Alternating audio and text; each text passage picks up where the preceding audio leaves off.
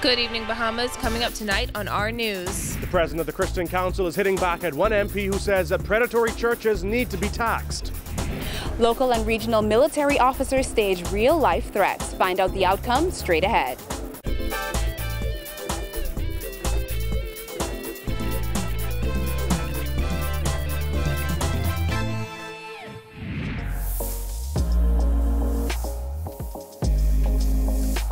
Our news is brought to you by Alive. Welcome to our news and thanks for joining us. I'm Christina Dragovich. Topping news tonight, Health Minister Dr. Dwayne Sands will be testifying in the Frank Smith bribery and extortion trial. The prosecution team revealing today that they will be calling Sands to the stand. Yet another bombshell revelation coming out of the trial as the court today learned that star witness Barbara Hanna was awarded a $1.8 million contract approved by Sands 3 months after criminal charges were brought against Smith. Jasmine Brown reports. The prosecution started off today's proceedings by informing the court that they would be calling Dr. Sands to testify. The confirmation comes one day after the Attorney General's team handed over to the defense a July 12, 2018 statement from Sands. In court last month, it was revealed that there had been telephone contact between Sands and Barbara Hanna. Prosecutors allege that Hanna, the cleaning company owner, paid $60,000 in bribes to Smith, who is the former Public Hospitals Authority chairman. Hanna has alleged that Smith demanded payments of $5,000 monthly from her for his assistance in getting the $500,000 annual contract. Back on the stand today was PHA legal advisor and board secretary Leslie Isaacs. Under questioning by lead defense attorney Katie Knight, Isaacs testified that based on PHA regulations, the board can award contracts worth up to $250,000. When asked by Knight if any contract above $250,000 must be approved by Cabinet, Isaacs testified that the regulations only state that contracts worth more than $250,000 goes to the Minister of Health. She added that the regulations make no mention of Cabinet, but asserted that normally when it goes to the Minister of Health, it goes to Cabinet. Knight, a Jamaican QC, also showed Isaacs a contract dated October 30, 2017 that showed Hanna's company had been awarded a cleaning contract for $1,862,978.16. Isaacs confirmed that contract was approved by Dr. Sands, who was appointed health minister following the May 2017 general election. Knight then pointed out that prior to that date, the contract had never been considered by the board as is normal procedure. Isaacs agreed, saying he was correct. Knight also pointed to PHA board minutes for December 2017, which said it was unfortunate that the $1.8 million Magic Touch contract had not been brought before the board for its approval. The minutes also stated that the board was concerned and questions arose about impropriety. Knight asked if the minutes reflected the sentiments of the board, and Isaacs said yes. She also agreed that tenders are not supposed to go from the analysis committee to the minister, and that the board was so concerned about the impropriety that they believe the director of internal audits should provide the director with chronological events of what happened. Smith's trial on charges of bribery, extortion, and misconduct in public office continues before Chief Magistrate Joyanne Ferguson Pratt on September 3rd. Reporting for our news, I'm Jasmine Brown. Well, Member of Parliament for Fort Charlotte, Mark Humes, causing a stir after he called for what he termed predatory churches to be taxed. As Jared Higgs tells us, the Christian Council president is not pleased with the parliamentarian's comments. Implications are that churches need to be looked at because they're not paying their fair share of taxes. It is not the case. Christian Council President Delton Fernando says Fort Charlotte MP Mark Humes has it all wrong when he describes some Bahamian churches as predatory during his contribution to the budget debate earlier this week. Humes admonished his fellow parliamentarians not to tax one predatory organization into obscurity, instead suggesting they tax liquor houses, banking houses, casinos, and churches because there is plenty money to be made. It was very unfortunate that as I read the minister's remarks, it would appear that in his effort to speak up for the industry that is under attack, he was willing to throw the church under the proverbial bus. An institution that has been here before he was born, that has been a part of the social fabric of our society, that he found it necessary to support his point to maybe gather applause and maybe campaign financing, that he would attack the church and put it and malign its character and name that has been in existence, like I said, before he and I was born. Humes' comments come as government plans to increase the rate of value-added tax from 7.5% to 12%. Plans are also in the pipeline for a tax hike on gaming house operators that would see the highest earners paying a 50% tax on revenue. Defending the contribution that churches make in society, Fernando insisted that they aren't tax dodgers. He added that while there is a minority of pastors who do well financially, most churches are small operations that meet their obligations. There's no tax the church doesn't pay.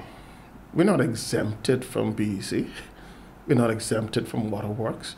Wherever VAT is increased or any tax, the church pays its tax. Fernando says wealthy Bahamian megapastors, of which there are only about less than 50, find their success in the United States. He says when they return home, they try to contribute what they can. It's because the American market, and as in the case of those who get to travel the world, they've been able to sell books and tapes and tap into a market that is bigger than the Bahamas.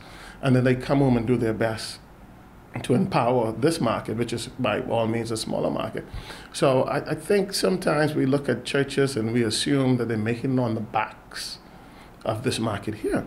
Fernando says he expressed his dissatisfaction to the Fort Charlotte MP in a recent phone call. The conversation we had was he clarifying his remarks and I saying how I took the remarks, and at the end of the day, I told him we'll have lunch and talk it over. Reporting for Our News, I'm Jared Higgs.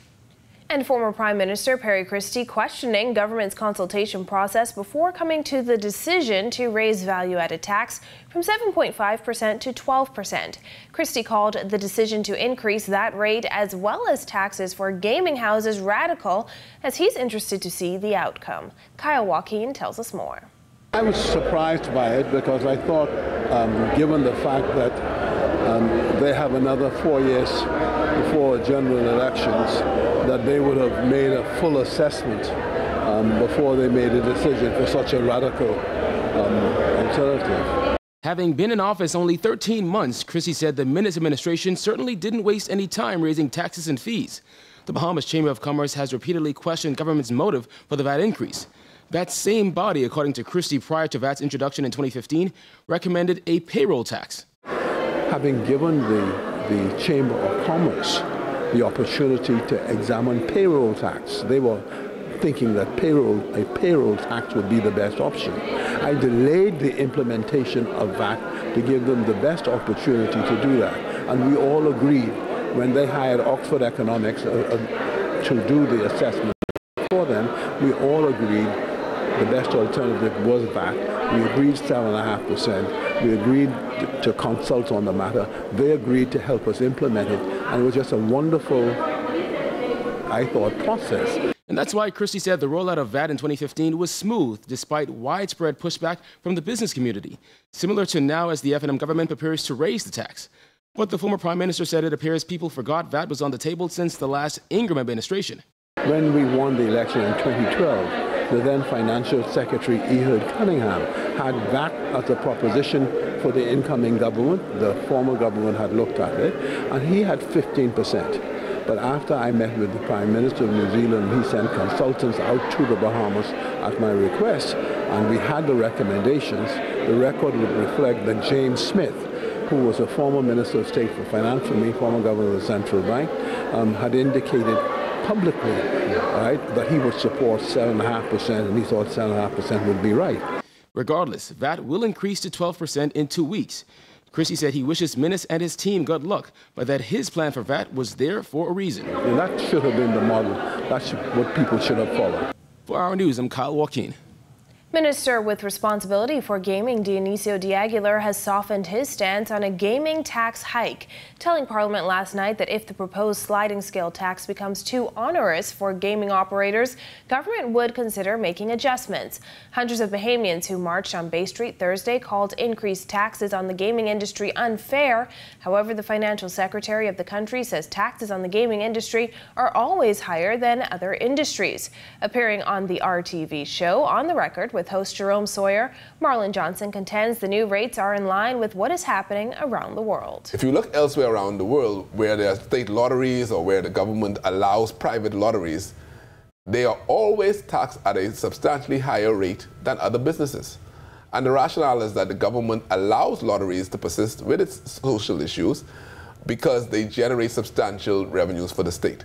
So again, looking at equity from a broad standpoint, the government has taken the policy position that instead of seeking to perhaps do its own version of a lottery, it would require of the industry writ large to contribute to the state in an equitable way consistent with how lotteries are treated elsewhere in the world. Gaming operators have lashed out at the government, threatening job losses if the tax is implemented. However, the financial secretary says based on the government's models, the industry would still generate profits, and adjusting business plans by firing employees would be a choice. We didn't see any evidence in doing the analysis that any of them would have moved into a loss position, even after netting out what they have submitted as their expenses. They make less money, but it's still profitable in terms of a return on their equity and a return on their investments, not inconsistent with others around the world. Now, obviously, if you're a business and your tax bill has gone up, you now have a decision to see how do you protect your margin. If I was making, to use silly numbers, if I was making $3,000 a year on my business and now the government taxes me and I'm making $2,000 instead, now I have a determination, do I accept just making $2,000 or do I make internal adjustments to get me back closer to the $3,000? In a statement following the announcement of the tax hike, the Bahamas Gaming Operators Association said the industry is being discriminated against. The industry has long compared the taxes on the local gaming industry to those imposed on casinos. But Johnson says the two are different entities. The benefit for having a casino is there is some marginal tax revenue, but the benefit principally is A, direct employment, and B, indirect employment because people who come to game also happen to stay. It's in a way, it's an attraction as part of an adjunct to our true trade, which is tourism. So, and because of that, successive governments have always granted them concessions because they attract the tourists who bring the foreign dollars. It's our export sector. So the starting premise for our export sector, given its critical nature to the economy, is always different treatment. Now, one can argue whether or not that's right or wrong, but that is a founding principle upon which governments have agreed. Still to come on our news, government to establish a Bahama Care Fund through National Health Insurance, but at what cost to Bahamians? Plus, officers swarm Prince George Wharf. Find out why when our news returns.